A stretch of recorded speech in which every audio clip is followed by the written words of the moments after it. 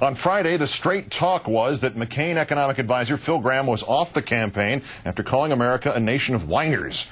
Only 3 days later, however, the straight talk is that Gramm's advice would continue to be critical. His relationship with McCain is strong as ever. Our fourth story tonight, gone but not forgotten, except he's not even gone. We know this from the McCain campaign itself, from McCain's surrogate Steve Forbes, asked on CNBC yesterday whether McCain would ask Gramm to come back. Oh, I think in terms of advice, Phil Gramm will be critical, which is good because on things like trade, he's absolutely right. I think John McCain has a long friendship with Phil Gramm, so this was something Phil Gramm said something you're not supposed to these days. He paid a price for it, but in terms of the relationship, I think it's as strong as ever. And in the McCain administration, I think Phil Gramm's advice will be taken to heart. Mr. Forbes and his orchestra there. It's not clear exactly what he meant when he referred to Gramm saying something you're not supposed to say these days, whether it was Gramm's remark about nation of whiners, or in the same interview on July 9, Gramm's claim that America is suffering merely, quote, a mental recession. Forbes did not say, despite implying that the McCain camp agrees with Gramm, just doesn't want to say it aloud. Nor did Forbes specify which part of Gramm's advice McCain would take to heart should he win the White House, whether it would be continued deregulation of the mortgage industry, which even some Republicans blame in part for the mortgage crisis and its spread throughout the financial sector, or Gramm's opposition to regulating oil futures trading, dominated in recent years by speculators who got into oil futures after Gramm helped deregulate that sector as well. Let's turn now to Democratic strategist Chris Kofinis, a veteran campaigner himself, as communications director for John Edwards. Thanks for your time tonight, Chris. Thanks, Keith. Is Phil Gramm gone or not? Is he the ghost of Christmas past? What exactly is he? You know, I went home and Googled Phil Gramm, and he resigned.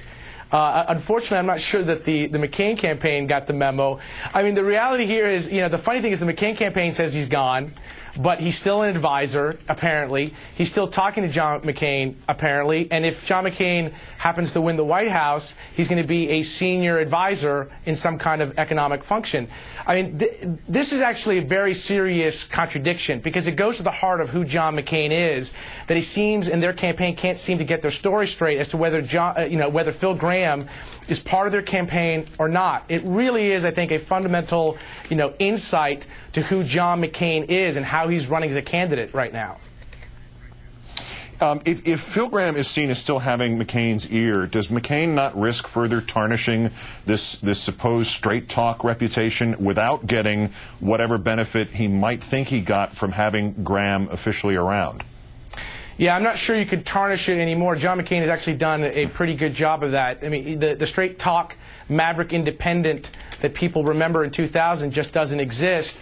Unfortunately, he started tarnishing that by embracing the Bush economic policies and by basically ignoring what, Phil Gramm said. I mean, this is a really telling statement. Calling America's, families, the ones that are really suffering today under foreclosure crisis, rising gas prices, whiners, it really goes to the heart, I think, of what John McCain and how they see, both him, Phil Gramm and him, how they see the American people.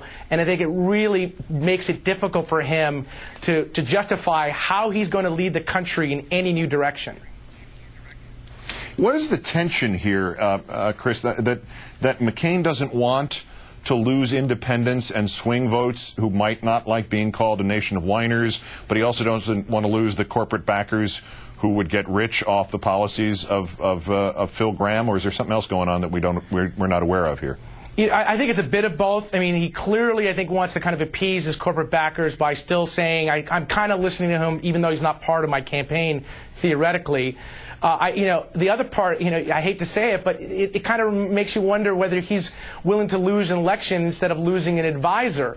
The other part that I think is really telling, and this goes, I think, to the heart of what is the malfunction with the McCain campaign, they seem to be operating almost in a time warp, where they don't understand that we operate in a 24/7 media cycle with bloggers ready to dissect every word, every statement, every action.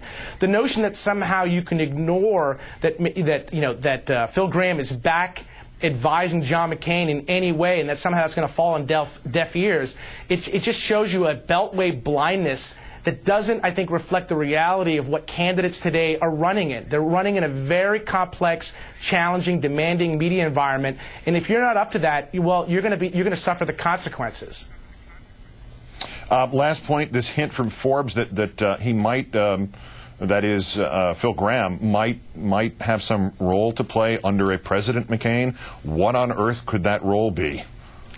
Well, I mean, unfortunately, that role, if John McCain wins the presidency, that would be probably a very senior economic role, possibly Treasury Secretary.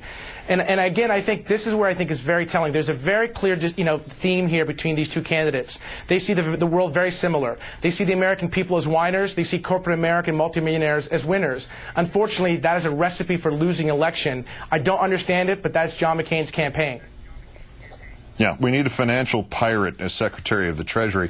Chris Kofinis, Democratic strategist, former Edwards Campaign Communications Director. Great, thanks for your time tonight, sir. Thanks, Keith.